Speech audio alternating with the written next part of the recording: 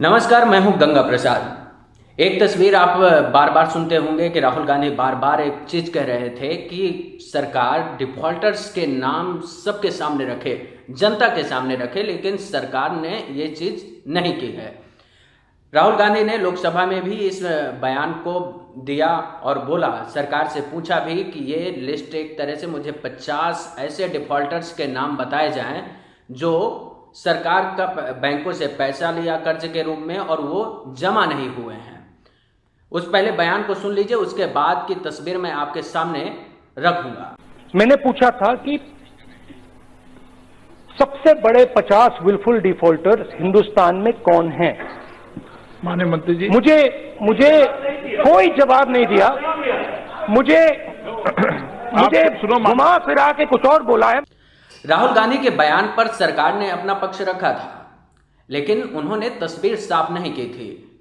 इसके बाद राहुल बाहर भी कहते रहे, कई बार ट्वीट किया। वो तस्वीर मैं आपको स्क्रीन पर दिखा रहा हूं, आप देख लीजिए। इसमें कई ट्वीट्स हैं जिसमें राहुल गांधी ने लिखा है कि सरकार को बताना चाहिए कि ये डिफॉल्टर्स कौन है और कितने लोग हैं। वो 50 नाम बताएं और उसमें टॉप 50 की उन्होंने मांग की थी। वो लिस्ट अब सामने आई है तो उसको आपको आगे मैं दिखाऊंगा, लेकिन ये तस्वीर पहले देख लीजिए कि राहुल गांधी ने कितनी बार इन चीजों को लेकर सरकार से मांग की है। लेकिन ये भी आप जान लीजिए कि क्या होता है विलफुल डिफॉल्टर्स, उसे क्या कहते हैं। विलफुल डिफॉल्टर का मतलब होता है कि जानबूझकर कर्ज नहीं चुकाना। अगर आसान शब्दों में कहें तो कोई भी व्यक्ति या कंपनी जिसके पास लोन चुकाने लायक रकम हो, लेकिन वो बैंक की किस्त अदा नहीं करे और बैंक उसके खिलाफ अदालत में चला जाए, ऐसा व्यक्ति या कंपनी विलफुल डिफॉल्टर कहलाता है। मतलब आप समझ गए होंगे एक तरह से तस्वीर जो है वो ये है कि कुल मिलाकर बैंकों से उन्होंने कर्ज लिया। वो कंपनियां हैं जिनके पास पैसा है, पर्याप्त पैसा है, चाहेंगे तो आराम से जमा कर सकते हैं, लेकिन ये लोग नहीं चाहते हैं, इसलिए ये पैसा बिल्कुल डिफॉल्टर में चला गया। जमा नहीं करना चाहते हैं, इसीलिए ये पैसा एक तरह से वो माफ कर दिया गया। ये बात सबको समझनी चाहिए। एक तस्वीर जो सामने आई है 50 बिल्कुल डिफॉल्टर्स का जो कर्ज माफ किया गया है, उसमें से तस्वीर ये है कि बैंकों ने 68,000 करोड़ रुपए कर्ज का बट्टे खाते में डाल दिया है। यानी कि ये एक तरह से कर्ज माफ हो गया है। ये आगे की प्रक्रिया चलेगी, उसमें बहुत सारी चीज़ें होंगी, लेकिन जमा होने की मतलब वो पैसा आएगा नहीं आएगा ये उम्मीद एक तरह से बैंक ने अपनी तरफ से छोड़ दिया है। वो आगे जो भी होगा वो अलग बात है। लिस्ट है जो सामने आई है, उसको दिखा देता हूँ। ये लिस्ट देख लीजिए। इस लिस्ट में बहुत सारे कंपनियों के नाम हैं जो एक तरफ नाम रखे हुए हैं और दूसरी तरफ उनकी रकम बताई गई है। बैंक जो आरटीआई के जरिए हमको जानकारी मतलब एक तरह से मिली है, जो निकल के आई सबके सामने, उसमें सबसे ऊपर है मेहुल चौकसी की कंपनी गीतांजलि जेम्स लिमिटेड शीर्ष पर है। इनके ऊपर है लगभग 5,492 करोड़ रुपए का कर्ज है इस कंपनी के ऊपर। गिली इंडिया लिमिटेड और नक्षत्र ब्रांड्स लिमिटेड ने क्रम के पास जो पैसा है बैंकों का वो लगभग है 1,447 करोड़ रुपए और 1,109 करोड़ रुपए का कर्ज इन्होंने लिया है। चौकसी इस समय एंटीगुआ और बारबाडोस द्वीप समूह के नागरिक हैं, जबकि उनका भांजा जो है भगोड़ा हीरा कारोबारी नीरव मोदी इस समय लंदन में है। दूसरा नाम आप लिस्ट में देख सकते हैं, REI एग्रो लिमिटेड का नाम है। उसके ऊपर है 4,314 करोड़ रुपए का कर्ज है और इस कंपनी के जो निदेशक हैं संदीप झुंझुनवाला और संजय झुंझुनवाला हैं, करीब 1 साल से प्रवर्तन निदेशालय की जांच के घेरे में हैं। सूची में आगे 4,000 करोड़ रुपए के बैरिकेड्स में भगोड़ा हीरा कारोबारी जतिन मेहता की कंपनी बिन्सम डायमंड एंड ज्वेलरी का नाम भी है, जिस पर 4,076 करोड़ रुपए का कर्ज है। केंद्रीय जांच ब्यूरो कई बैंकों से जुड़े इस मामले की जांच कर रहा है। तीसरा नाम 2,000 करोड़ रुपए की श्रेणी में अगर देखेंगे तो कानपुर की company Rotomac global private limited है, जो कि जाने माने कोठारी समूह कंपनी है और जिस पर 2,850 करोड़ रुपए का कर्ज है। इसके अलावा आंवला पंजाब की कुडोस केडी 2,326 करोड़ रुपए का कर्ज है इनके ऊपर। बाबा रामदेव और बालकृष्ण की कंपनी समूह इंदौर स्थित रुचि सोया इंडस्ट्रीज पर जो कर्ज है वो 2,212 करोड़ रुपए है, और ग्वालियर की zoom developers private limited company के ऊपर है 2,212 करोड़ रुपए। यानी कि ये तस्वीर आप देखते जाइए, इस तस्वीर में बहुत कुछ साफ दिखाई दे रहा है कि किस तरह से कौन सी कंपनी ने कितना कर्ज लिया है, और इन्हीं का पैसा जो है वो एक तरह से माफ कर दिया गया। 1,000 की लिस्ट में जब आएंगे आप उसमें, तो वो 1,000 करोड़ के सेगमेंट में आने वाली कंपनियों की बात करेंगे तो इसमें 18 कंपनियों के नाम शामिल होते हैं।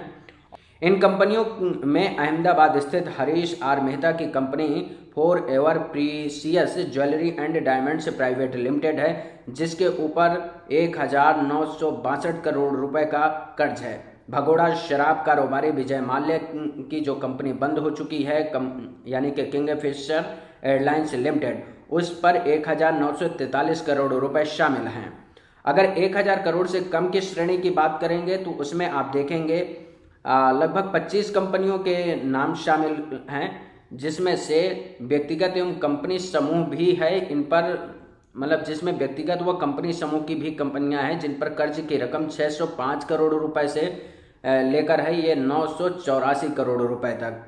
ये तस्वीर आप देखते जाइए। एक लिस्ट और है जो निकल कर सामने आई है, वो ये है कि हीरा और सोने के आभूषण के 6 कारोबारी शामिल हैं। बैंकों को चूना लगाने में इन 50 बड़े डिफॉल्टर्स में 6 ऐसे हैं जो हीरा और सोने के आभूषण के कारोबार से जुड़े हुए हैं।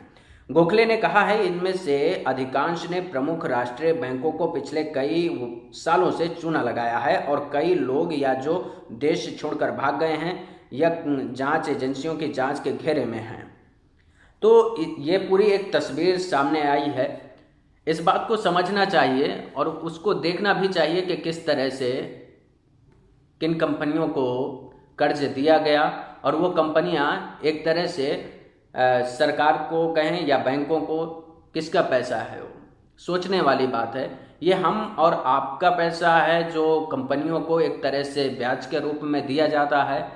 उम्मीद की जाती है कि वो पैसा लौट कर आएगा, लेकिन वो पैसा लौट कर अब आने की जो ये लिस्ट आई है 50 बिल्कुल डिफॉल्टर की, वो पैसा आने की उम्मीद नहीं है। आप एक तस्वीर आपको मैं दिखा देता हूँ। इस तस्वीर में बहुत साफ लिखा गया है, यह हिंदुस्तान की कटिंग है जिसमें लिखा हुआ है कि मेहुल चौकसी समेत शीर्ष 50 बिल्कुल डिफॉल्टर्स का कर्ज माफ किया गया है। बैंकों ने 68,000 करोड़ का कर्ज बट्टा खाते में डाल दिया है। ये तस्वीर आप देख सकते हैं, और उस तस्वीर के आधार पर ये मान लीजिए कि ये पैसा अब लगभग आने की उम्मीद बिल्कुल नहीं है। तो सरकार को बताना चाहिए कि ये पैसा कैसे आएगा, और ये बट्टा खाते में क्यों डाला गया, क्या ये पैसा आना नहीं चाहिए। और सबसे हैरानी की बात यह है कि बाबा रामदेव की कंपनी रुचि सोया जो है, उस कंपनी मतलब बाबा रामदेव तो एक देशभक्त है ना, वो तो गलत देश के साथ कर ही नहीं सकते, बैंकों के साथ गलत नहीं कर सकते, तो उनको तो पैसा जमा करना चाहिए था, और उन्होंने पैसा जमा नहीं किया। मतलब ये तो बड़ा हैरानी वाली बात है कि वो इतने अपने आप को साफ सुथरा और न जाने क्या क्या बताते हैं वो कि हमने कभी गलत नहीं किया। तो ये कैसे, मतलब एक तरह से ये नाम क्यों आना चाहिए? बाबा रामदेव की कंपनी का तो आना ही नहीं चाहिए, और इसमें छोटी मोटी रकम नहीं है। रुचि सोया इंडस्ट्री के नाम पर जो रकम है वो 2,212 करोड़ रुपए की है, तो ये छोटी रकम तो हो नहीं सकती। तो बाबा रामदेव की इतनी बड़ी कंपनियां, इतने सारे बिजनेस हैं, और इसके बावजूद इस कंपनी इनकी ये अगर बिल्कुल डिफॉल्टर्स में आ गई है तो सोचने वाली बात है ना। तो ये एक तरह से लिस्ट आई है जो आपके मैं सामने रख रहा हूँ। इस पर मैं रिसर्च करूँगा, इस पर एक स्टोरी मैं फाइल करूँगा प्रॉपर तरीके से। मैं अभी एक पूरी कहानी को देखूँगा, और उसके बाद फिर मैं वो कहानी की और सारी चीज़ें इसमें निकाल के लाऊँगा कि कौन क्या करता है, कौन सी कंपनी क्या करती है, और कैसे वो डूबी, कैसे नहीं डूबी, वो सब चीज़ें मैं आपके सामने रखूँगा। तो अभी फ़िलहाल इतना ही।